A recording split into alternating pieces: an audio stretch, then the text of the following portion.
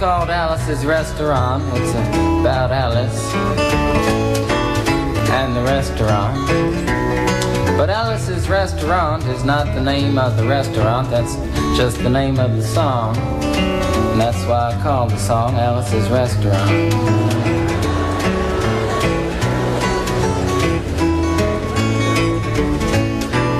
You can get anything you want at Alice's Restaurant.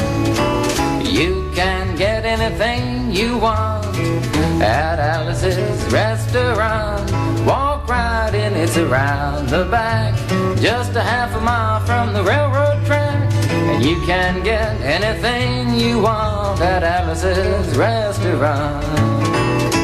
Now it all started 2 Thanksgivings ago. It was on 2 years ago on Thanksgiving when my friend and I went up to visit Alice at the restaurant. But Alice doesn't live in the restaurant. She lives in the church nearby the restaurant in the bell tower with her husband Ray and Facha the dog. And living in the bell tower like that, they got a lot of room downstairs where the pews used to be. And having all that room, seeing as how they took out all the pews, they decided that they didn't have to take out their garbage for a long time.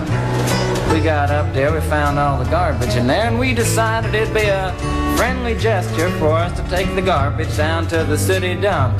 So we took the half a ton of garbage, put it in the back of a red VW microbus, took shovels and rakes and implements of destruction, and headed on toward the city dump.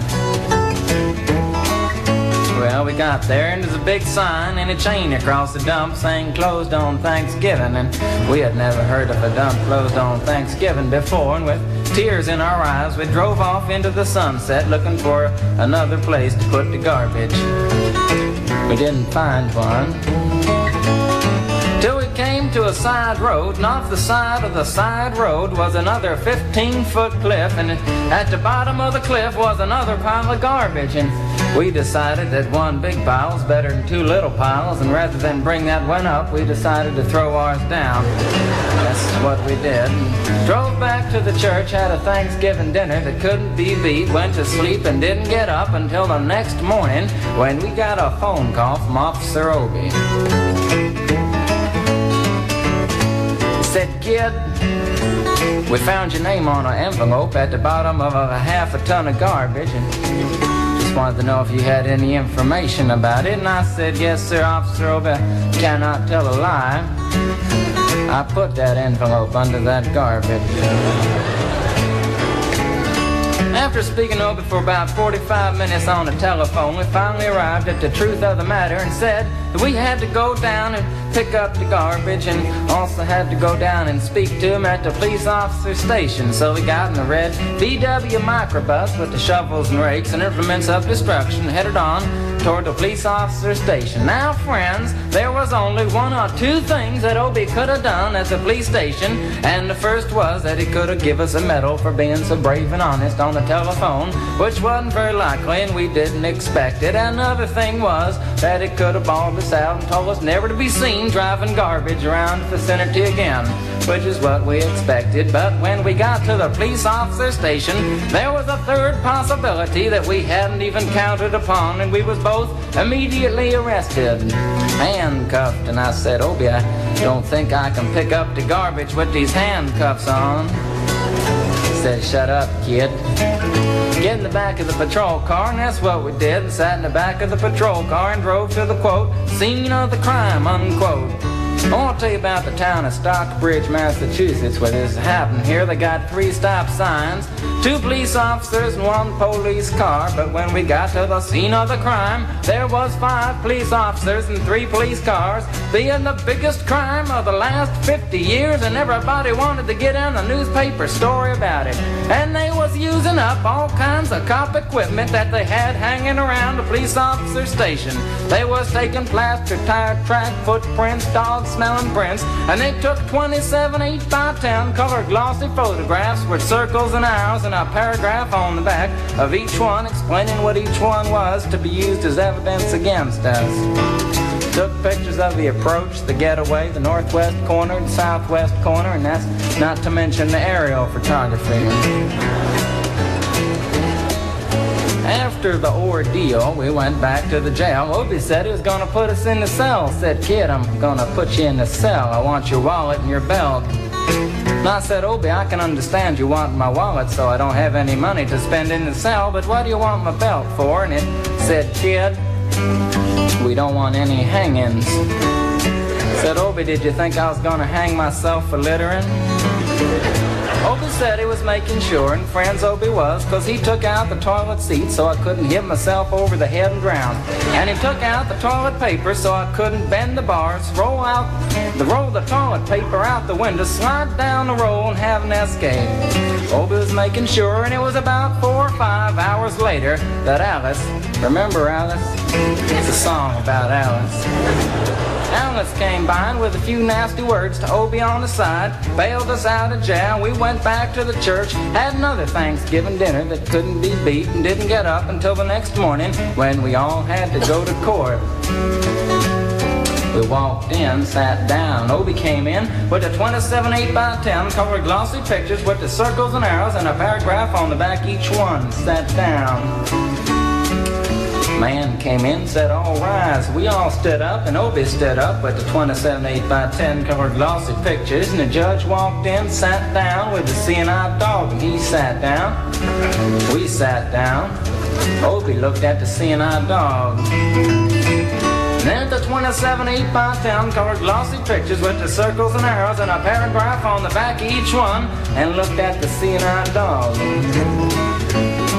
And then the 27 8x10 colored glossy pictures with the circles and arrows and a paragraph on the back of each one, and began to cry, because Obie came to the realization that it was a typical case of American blind justice, and there wasn't nothing he could do about it. And the judge wasn't going to look at the 27 8x10 colored glossy pictures with the circles and arrows and a paragraph on the back of each one explaining what each one was to be used as evidence against us.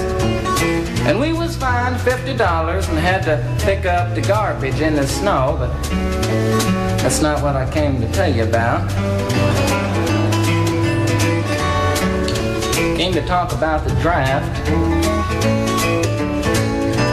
We got a building down New York City, it's called Whitehall Street, where you walk in and you get injected, inspected, detected, infected, neglected, and selected.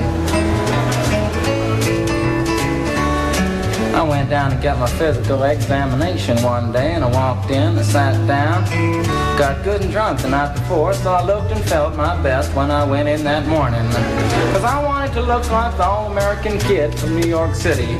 Man, I wanted to feel like I wanted to be the all-American kid from New York, and I walked in, sat down, I was hung down, brung down, hung up, and all kinds of mean, nasty, ugly things. And I walked in, I sat down, they gave me a piece of paper, said, kid, see the psychiatrist, room 604. And I went up there, I said, shrink, I want to kill. I want to kill. I want to see blood and gore and guts and veins in my teeth. Eat dead, burnt bodies. I mean, kill. And I started jumping up and down, yelling, kill. And it started jumping up and down with me, and we was both jumping up and down, yelling, kill. And the sergeant came over in the middle on me, set me down the hall, said, you're our boy. Didn't feel too good about it. Proceeded on down the hall, getting more injections, inspections, detections, neglections, and all kinds of stuff that they was doing to me at the thing there. And I was there for 2 hours, 3 hours, 4 hours. I was there for a long time, going through all kinds of mean, nasty, ugly things, and I was just having a tough time there. And they was inspecting, injecting every single part of me, and they wasn't leaving no part untouched. Proceeded through, and when I finally came to see the very last man, I walked in, sat down after a whole big thing there, and I walked up and said, what do you want? He said, kid, we only got one question. Have you ever been arrested? I proceeded to tell him the story of Alice's restaurant, Massacre, with full orchestration and 5-part harmony and stuff like that, and then all the phenomena stopped me right there and said, kid, did you ever go to court? I proceeded to tell him the story of the 27 8x10 colored glossy pictures with the circles and arrows and a paragraph on the back of each one. It stopped me right there and said, "Kid, I want you to go over and sit down on that bench that says Group W. Now, kid."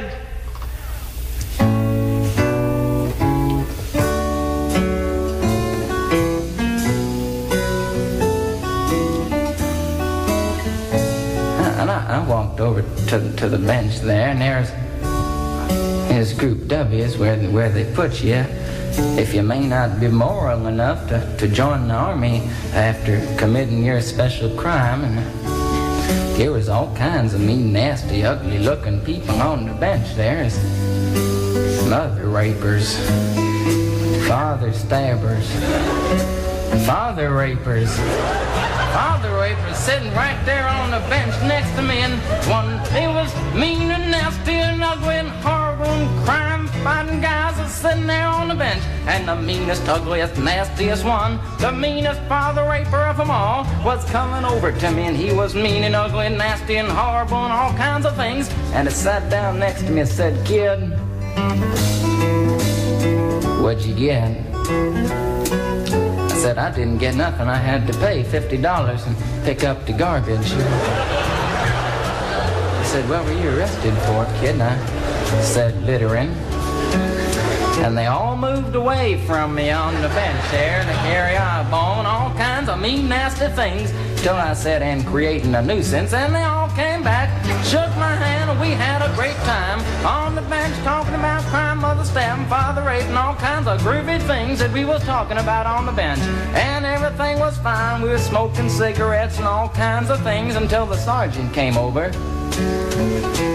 had some paper in his hand, held it up and said, "Kids, this piece of paper's got 47 words, 37 sentences, 58 words. We want to know details of the crime, done, crime, and that kind of thing. Got to say, pretend to about the crime, want to know the rest of the officer's name, and that kind of thing. You got to say." And it talked for 45 minutes, and nobody understood a word that he said. But we had fun filling out the forms and playing with the pencils on the bench there. And I filled out the Massacre with the 4-part harmony and wrote it down there just like it was, and everything was fine. And I put down a pencil and I turned over the piece of paper, and there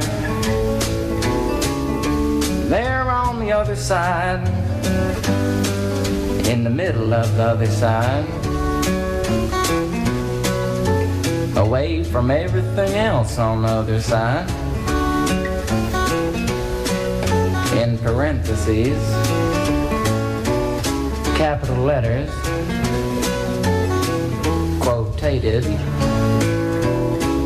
read the following words: "Kid, you rehabilitated yourself." I went over to the sergeant and said, "Sergeant, you got a lot of damn gall to ask me if I've rehabilitated myself. I'm sitting here on the bench. I'm sitting here on the Group W bench, 'cause you want to know if I'm moral enough to join the army, burn women, kids, houses, and villages after being a litter bug." He looked at me and said, "Kid, we don't like your kind. And we're gonna send your fingerprints off to Washington, and friends, somewhere in Washington, enshrined in some little folder, is a study in black and white of my fingerprints. And the only reason I'm singing you the song now is because you may know somebody in a similar situation. Or you may be in a similar situation, and if you're in a situation like that, there's only one thing you can do, is walk into the shrink wherever you are. Just walk in and say, 'Shrink, you can get anything you want at Alice's restaurant,' and walk out. You know, if one person, just one person does it, they may think he's really sick and they won't take him.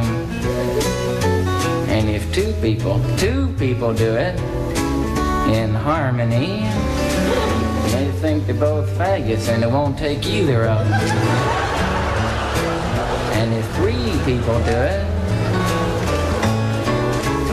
can you imagine 3 people walking in, singing a bar, Alice's restaurant, and walking out? They may think it's an organization.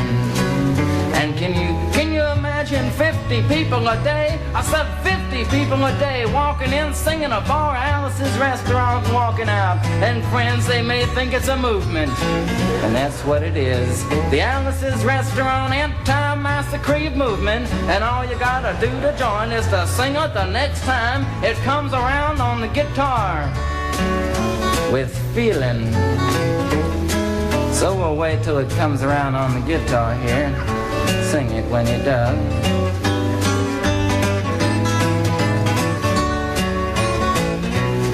Here it comes. You can get anything you want at Alice's Restaurant. You can get anything you want at Alice's Restaurant. Walk right in, it's around the back, just a half a mile from the railroad track. And you can get anything you want at Alice's Restaurant. That was horrible. If you want to end war and stuff, you gotta sing loud. You can put a lot. I've been singing the song now for 25 minutes. I could sing it for another 25 minutes. I'm not proud or tired. So we'll wait till it comes around again, and this time with 4-part harmony and feeling. We're just waiting for it to come around is what we're doing.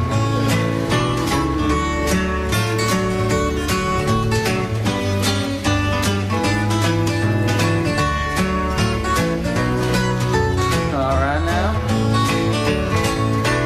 You can get anything you want at Alice's Restaurant. Accepting Alice, you can get anything you want at Alice's Restaurant. So